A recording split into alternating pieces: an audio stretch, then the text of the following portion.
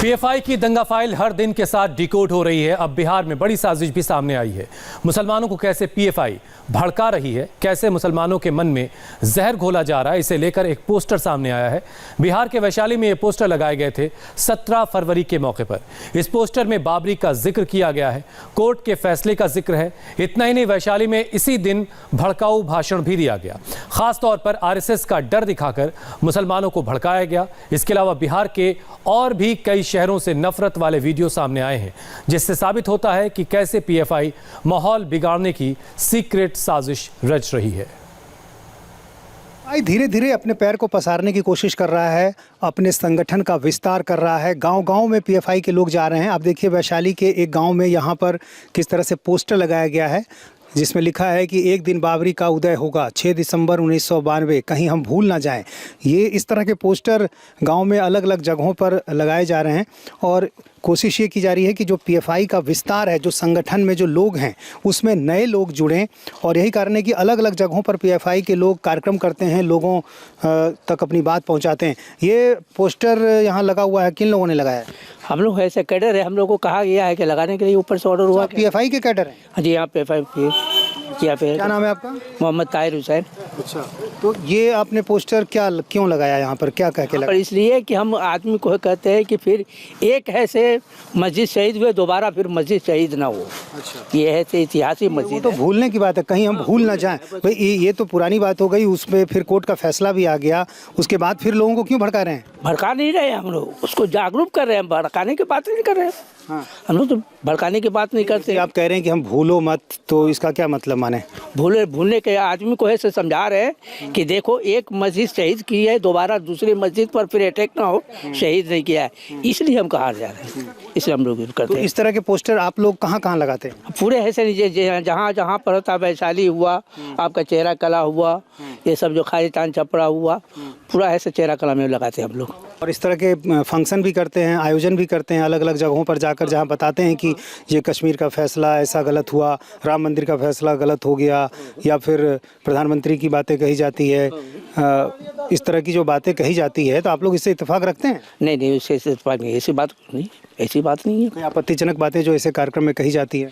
नहीं, ऐसे कहा जाती है, वही कहते हैं ना कि भाई सोशल हम काम करते हैं, वर्क और कुछ नहीं है। 17 फरवरी को पॉपुलर फ्रंट ऑफ इंडिया के स्थापना दिवस के मौके पर वैशाली में भड़काऊ भाषण आए। मुसलमानों को भड़काने का खेल खुल्लम खुल्ला हुआ, आरएसएस का डर दिखाया गया, सब कुछ कैमरे में रिकॉर्ड है। हर दौर में एक मुसलमानों के अंदर जुल्म को सहने का डीएनए नहीं है। आज हिंदुस्तान से आज़ादी के बाद से हम लोगों के अंदर जो एक मिजाज था, जो एक मुसलमानों का मिजाज था, जो जुल्म के खिलाफ लड़ने का मिजाज था, उस मिजाज को ख़त्म कर दिया गया। पॉपुलर फ्रंट ऑफ इंडिया यही मिजाज जहाँ जाती है लेकर जाती है, और यही चीज़ आरएसएस को खलती है, क्योंकि आरएसएस नहीं चाहती है कि पॉपुलर मुसलमानों के अंदर में, हिंदुस्तान के अंदर में, मुसलमानों के अंदर में खुद एतमादी पैदा हो, मुसलमानों के अंदर में हिम्मत पैदा हो, मुसलमानों के अंदर में इत्तेहाद पैदा हो, क्योंकि वो जानती है जिस दिन उसके अंदर खुद एतमादी पैदा हो जाएगी, उस दिन हमारे मंसूबों को वो नाकाम कर देगी। वो तमाम मज़ाहिब को साथ में लेकर हमारे मंसूबों को तोड़ सकती है, इसलिए वो हमें हर वक्त तरीके से डराने की कोशिश करती है। तो इसलिए हमें उसके साजिशों में नहीं आना है, बल्कि हमें खुलकर उन चैलेंजेस का मुकाबला करना है। इंशाअल्लाह जब हम मुकाबला करेंगे तो अल्लाह तबारक व तआला भी हमारी मदद करेंगे। पॉपुलर फ्रंट ऑफ इंडिया शुरू से ही हिंदुस्तान के मुस्लिम तबका को जो हाशिए पे ढकेल दिए गए हैं, उसके लिए मुनज़्ज़म तौर पर कोशिश कर रही है। इसलिए आप वक्त की ज़रूरत है कि पॉपुलर फ्रंट ऑफ इंडिया का साथ दें, और जब भी पॉपुलर फ्रंट ऑफ इंडिया आपको बुलाए, आप आए। इससे पहले नालंदा में भी पीएफआई की हेट स्पीच हुई, खुलेआम मुसलमानों को बरगलाने की साजिश की गई, वो भी देखिए। 2014 के बाद ये मुल्क धीरे धीरे हिंदू राष्ट्र में बदल रहा है। कानून और जमहूरियत ये सिर्फ कागज पे बाकी रह गया है। जमहूरियत बक बक कर करके ये आरएसएस और बीजेपी वाले लोग हिंदू एजेंडा को नाफिज करने में लगे हुए हैं। आप देख सकते हैं 3 तलाक का बिल, बाबरी मस्जिद और मदरसों को बंद करना, इस तरीके से उसके बाद कश्मीर का मामला, धारा 370 को ख़त्म करना, ये मुल्क बर्बाद हो जाए, तबाह हो जाए, इसको कोई फर्क नहीं पड़ रहा है। जमहूरियत का झूठा दावा कर रहे हैं और ये हिंदुत्व एजेंडे को नाफिज कर रहे हैं। इसको मुल्क के बाशऊर और दानिशमंदों को समझना होगा। ये आरएसएस मुसलमानों के भी खिलाफ है, दलितों के भी खिलाफ है और ईसाइयों के भी खिलाफ है, लेकिन इन दलितों की हिमायत हासिल करने के लिए ये हथियार के तौर पर जिस चीज का इस्तेमाल करते हैं वो मुसलमानों से दुश्मनी है। मुसलमानों उनके अंदर नफरत पैदा करते हैं और मुसलमानों से दुश्मनी वाला रवैया इख्तियार करते हैं और अपने मुल्क के अक्सरियत का सपोर्ट और हिमायत हासिल करते हैं। ऐसे में ज़रूरत है कि लोगों को हकीकत से आशना कराया जाए। जो लोग मुल्क में अभियान और मुहिम और तहरीक चला रहे हैं उनके खिलाफ ये लोग एजेंसियों का, ईडी का, आईबी का, पुलिस का, मीडिया का, हत्ता के आरएसएस के पालतू गुंडे का और बीजेपी के गुंडों का इस्तेमाल करके इस तहरीक को रोकना चाह रहे हैं। वैशाली में हेट स्पीच के बाद हमारे संवाददाता नीतीश चंद्र ने ग्राउंड जीरो पर जाकर फुल इन्वेस्टिगेशन की, लोगों से बात की, सारा सच कैमरे में रिकॉर्ड हुआ है। बिहार के जिन जिलों में पीएफआई का स्थापना दिवस समारोह मनाया गया उनमें से एक वैशाली भी है। वैशाली के चेहर कला में ये खाजे चांद छपरा प्राथमिक विद्यालय है। इस विद्यालय में कार्यक्रम हुआ, पीएफआई का स्थापना दिवस मनाया गया।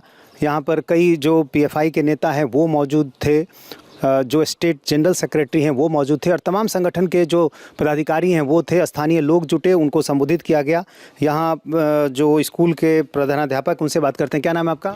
मोहम्मद शम्स तबरेज़।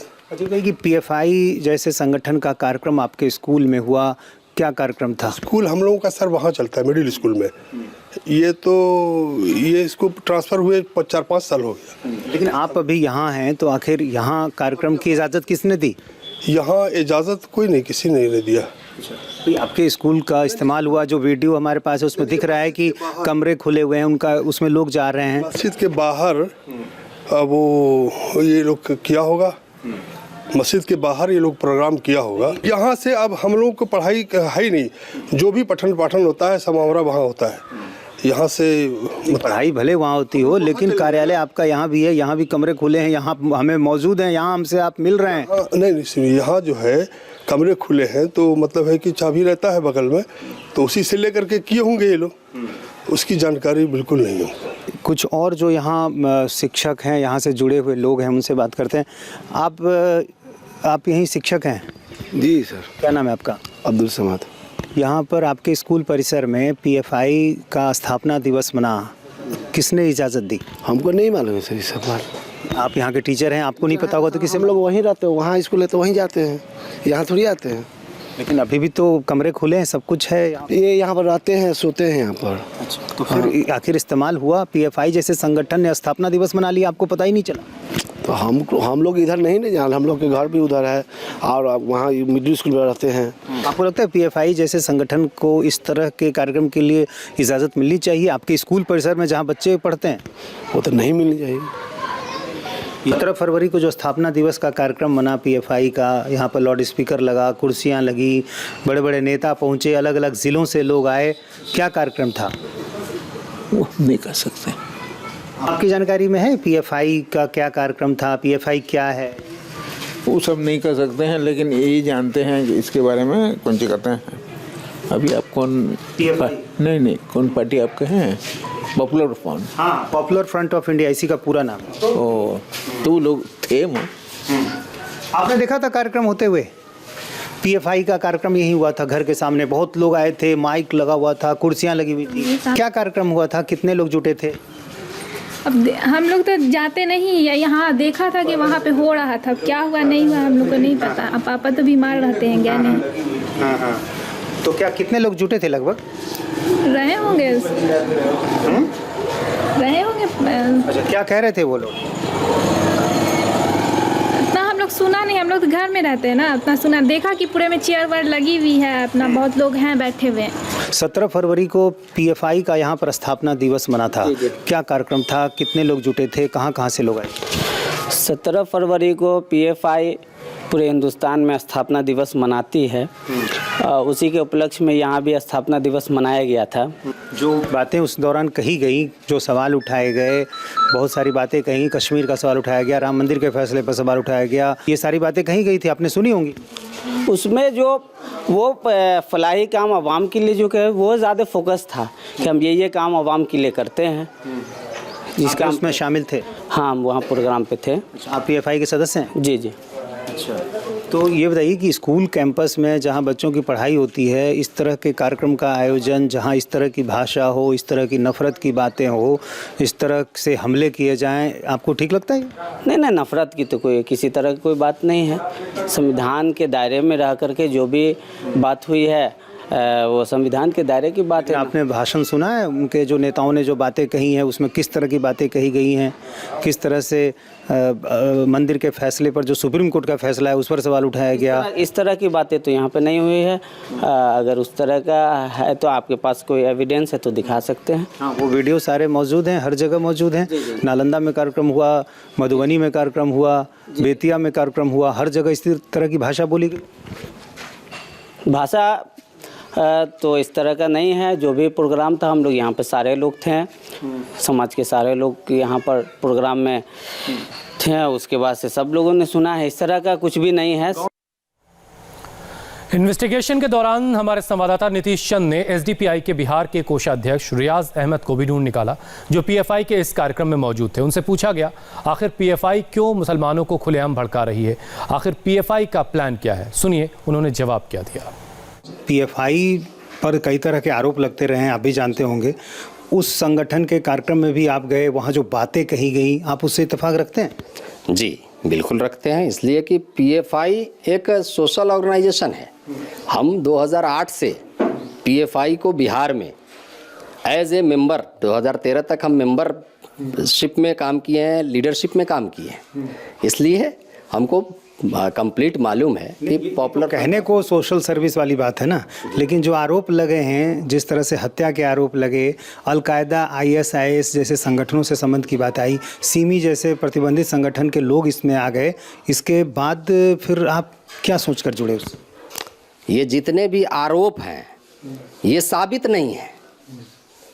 कोर्ट ने अभी तक किसी भी आरोप को साबित नहीं किया। कोर्ट में जिन लोगों ने आरोप लगाया वो आरोप साबित नहीं हुआ, ये बेबुनियाद आरोप है। जो भाषण का वीडियो सामने आया है अलग अलग ज़िलों से, उसमें जो बातें कही गई, जिस तरह से राम मंदिर के जो सुप्रीम कोर्ट के फैसले पर सवाल उठाया गया, कश्मीर का जिक्र किया गया, आरएसएस को ख़त्म करने की बात कही गई, इसके अलावा कहा गया कि जो मुस्लिम समाज के लोग हैं उनको कहा गया कि आप अपने औलाद में से 4 में से 2 हमें दें, कुर्बानी की बात कही गई, जिहाद की बातें कही। ये क्या है? ये आपको नहीं लगता कि मुसलमानों को गुमराह करने की कोशिश है? नहीं, इससे हम सहमत नहीं हैं कि ये जो जिहाद और ये जो 4 औलाद में से 2 औलाद हमको दें, इस तरह की कोई स्पीच आप हमको सुना सकते हैं, ऐसा। यहाँ वक्त एक छोटे से ब्रेक का है, लेकिन ब्रेक पर जाने से पहले आपको बता दें आज इंडिया टीवी पर आगे आपके लिए क्या क्या खास है।